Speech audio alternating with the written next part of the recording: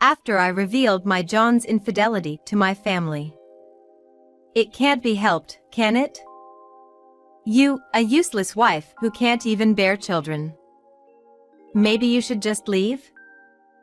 A useless woman who can't even give birth to children. Isn't divorce the best option for everyone? They burst into laughter while saying these things. Understood. Then I'll call my parents here. Please say those exact words directly to my parents. And so, I made a phone call and invited my parents. I am Jessie, a 30-year-old housewife, currently undergoing fertility treatments. Since my father passed away in an accident when I was young, my mother raised me single-handedly until I became an adult. Thanks to her, I never felt deprived and lived a life like anyone else. 5 years ago, I was able to have a happy marriage. I quit my job and became a full-time housewife. My husband, John, is an ordinary 32-year-old office worker. I had hoped for a peaceful married life. Despite trying for 5 years, we still haven't been able to conceive a child. I have been going to the hospital for infertility treatments for years, but we are still unsuccessful. Consequently, I find myself living in a constant state of stress. And the main cause of this is the excessive pressure from my mother-in-law. At first, my mother-in-law asked in a gentle manner, "Still no children?" But after a year had passed, she started saying things like, "Still unable to conceive? Isn't it too late? Quit your job and make time for the sake of having a child." Eventually, she went on to say, "Are you really actively pursuing fertility treatments?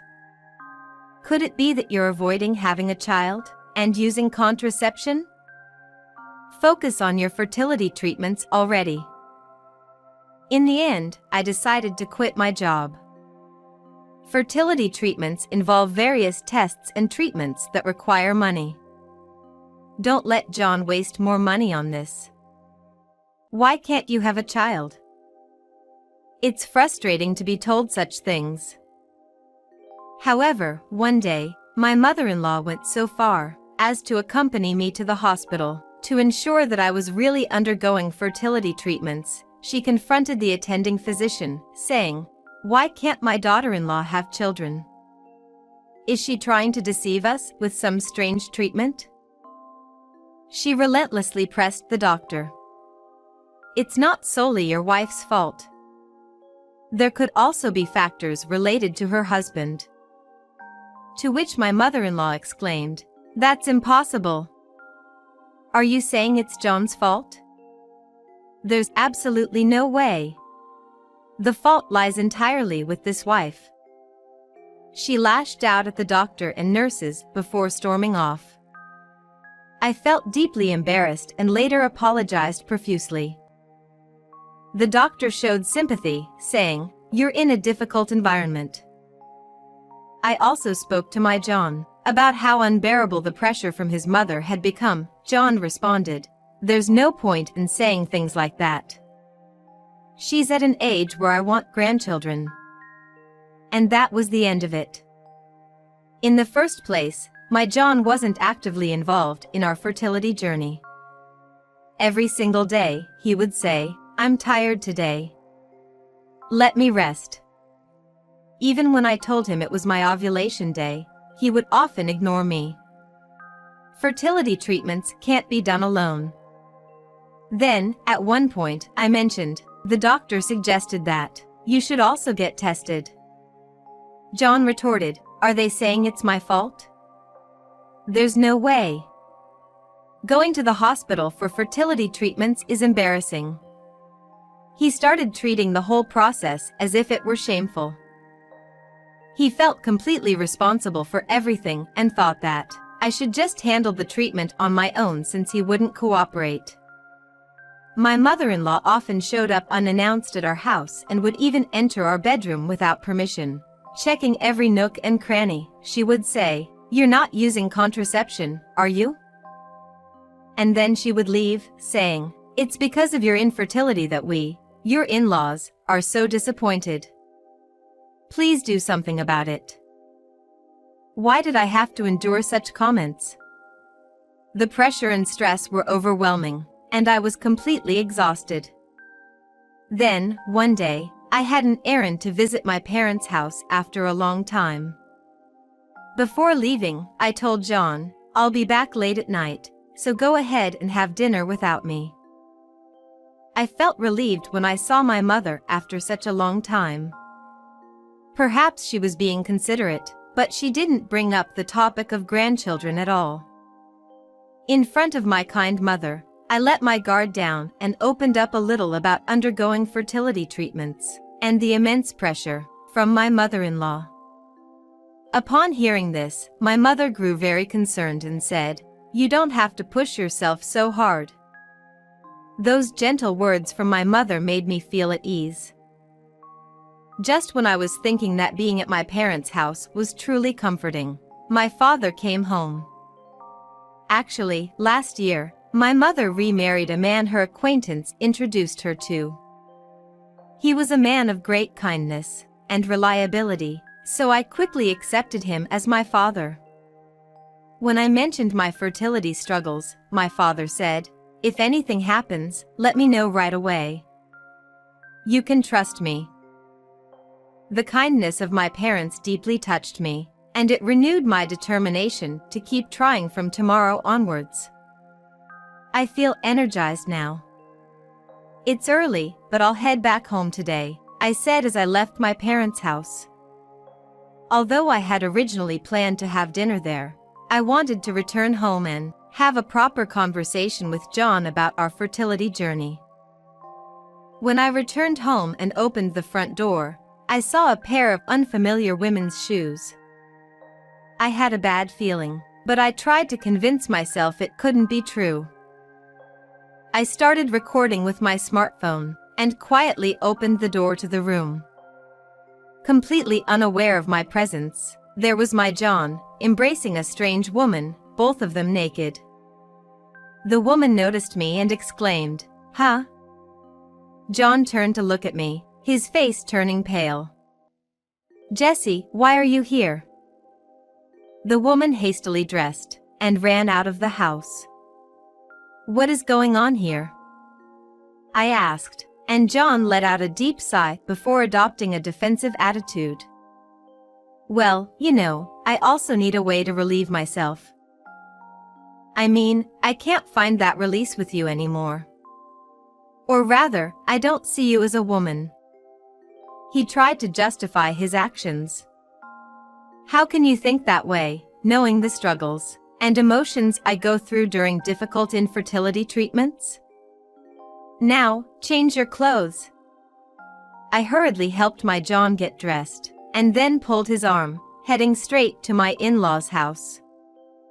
I intended to seek some sort of reprimand from them. At my in-laws' house, both my parents-in-law and sister-in-law were present. I shared with everyone what my John had done. However, the response I received was beyond belief. "Well, isn't that inevitable? It's because you lack appeal, Jesse. It's not my son's fault. Mother-in-law, you, a defective wife who can't even have children, maybe it's about time you left," my mother-in-law said with a cold tone. Following her, my sister-in-law and father-in-law chimed in. "Useless, unable to bear children." My brother drew the short straw. "Poor him. Perhaps it's time for a divorce, for the sake of everyone." They all burst into laughter while saying such things. "Well, since everyone seems to be saying that, maybe we should get a divorce. Dealing with fertility treatments and all that is bothersome, and everyone would be happier." He laughed and patted my shoulder. At that moment, I surpassed the limit of what I had been enduring. "I understand. In that case, I'll call my parents here, and you can say those words directly to them." As I said that, My parents-in-law and sister-in-law momentarily hesitated. If it's for a discussion, then that's fine. By the way, I heard your mother recently remarried, didn't she? I felt sorry for her being a single parent, but remarrying at that age? She must really love men. Hey, you shouldn't say that in front of her. We need to have a calm discussion. Otherwise, we'll be at a disadvantage. They freely said whatever they wanted and laughed. Even if you say you're calling your parents, your father didn't raise you, so he won't be of any use if he comes, right? When my John said that, everyone burst into laughter again. But their laughter could only last for so long. I explained the situation to my parents, and asked them to come to my in-laws' house. 30 minutes later, my parents arrived at the in-laws' house. I urged my mother-in-law to let them in, and as soon as my father appeared in the living room, both my father-in-law and John's expressions turned sour. Why are you here? This can't be true. What's going on, Jesse? I couldn't make any sense of their reactions. What's going on? Both of you, let's proceed with the divorce discussion quickly. Oh, I see. When you said she remarried, I thought you had caught a young man. But it seems like you chose quite an old one, Mother. She said such things and smirked. But both my father-in-law and John were in an unusual state. Idiots. Both of you shut your mouths. Who do you think this person is? Don't say rude things. This person is. He shouted angrily at my mother-in-law and sister-in-law. Sensing that something serious was happening, both of them fell silent. You've treated my daughter quite poorly. My father said that, and glared at my father-in-law and John with a stern expression. Our daughter. Could it be that, well, the company president is Jesse's? Sweating profusely, my father-in-law spoke to my father. Plural, my John was at a loss for words. Upon hearing those words, my mother-in-law and sister-in-law finally understood the situation, and their expressions turned sour. I am Jesse's father. Is there something wrong with me being her father? That's not the company president. We were just talking about how Jessie is such a wonderful wife. Interrupting my father-in-law's excuse, I played the recording of the conversation I had with my parents-in-law and sister-in-law earlier, from my smartphone. Yes, when the topic of divorce came up, I had recorded the conversation between the four of them as evidence. Father muttered, I see, upon hearing it. Then, in the frozen atmosphere, there was a silence for a while. Jesse. The earlier conversation was obviously a joke. We were trying to make you laugh because you seemed shocked. I was told that, and I clearly said to my mother-in-law.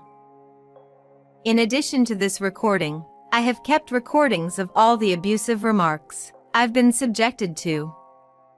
And of course, I also have video evidence of Hiroshi cheating. It's too late for excuses. No way. Jesse, why didn't you tell me that your father is the president of our company? That's dirty. Upon hearing John's words, my father glared at him and spoke in a firm tone. Father, so if I weren't Jesse's father, you think you can say anything to her? Do not be silly. It's truly regrettable that such vulgar individuals were in our company. Both of you better think carefully about your future. John, upon hearing those words, turned pale. My father-in-law could no longer say anything and collapsed to the floor. My mother-in-law and sister-in-law had tears in their eyes from the shock. I understand that this kind of approach could be considered unfair. However, if they attacked me as a family, don't I have the right to retaliate as a member of my own family? I said to John that when I exit parents-in-law's house, after years of undergoing treatment at the hospital, it was concluded that there was no issue with me.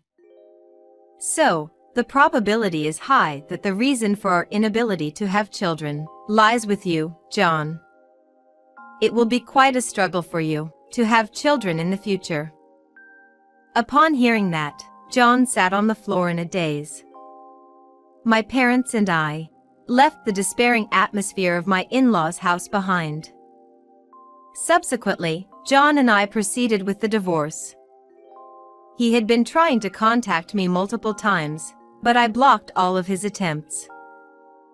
Then, on that day, using all the things I had been told by that family, the evidence video of John's infidelity, and the verbal abuse I had endured from my mother-in-law, I was able to demand a staggering 8 million yen in compensation. Moreover, my father, who was furious about this incident, made a decisive move by immediately terminating my father-in-law and John from the company, inflicting a significant blow. I requested the 8 million yen compensation to be paid in a lump sum, but since I had also been fired from the company, my father-in-law and John faced severe financial obligations. In the end, due to the enormous amount of compensation, my in-laws were forced to sell their house, and the whole family moved to a cheap apartment in the countryside, living in misery. They insisted that it was all because of those words spoken back then, and their family relationships had become the worst. My father said gently, all I could do was to fire that father and son. But if it brings even a little relief to Jesse, I'm happy as a father. My mother supported me through the mental damage I had endured, and finally, I was able to break free from a life of pressure and stress. I am truly grateful for my parents' kindness. Now, I have been blessed with the gift of new life. It has been 2 years since then, and I got married to a kind-hearted man. We are eagerly awaiting the arrival of our baby, happily sharing this anticipation together. Considering how smoothly I became pregnant, perhaps, as my doctor had suggested, the cause of infertility was indeed with John. Now, I am surrounded by loving people, including my husband, and I am living a happy life. I look forward to the days ahead, filled with even greater happiness when our child is born. I am genuinely excited for what lies ahead.